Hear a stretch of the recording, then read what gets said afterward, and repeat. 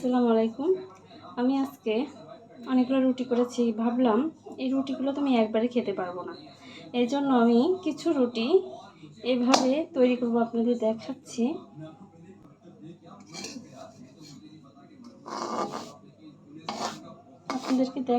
দেখেন, আমি ঠিক পরোটাটা বেশি করব না, ঠিক এই অবস্থাতে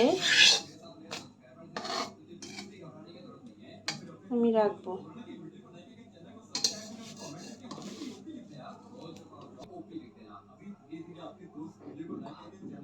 এভাবে রাখবেন। আমি প্রত্যেকটা রুটি ঠিক অল্প আঁচে আমি তেল ছাড়া কিন্তু এটা করতেছি, তেল দেওয়া যাবে না। 7 দিন বক্সে করে আপনারা নর্মালে রাখবেন। আপনার যখন মন যাবে তখন বের করে আপনারা তখন তেল দিয়ে পরোটাটা ভেজে নেবেন।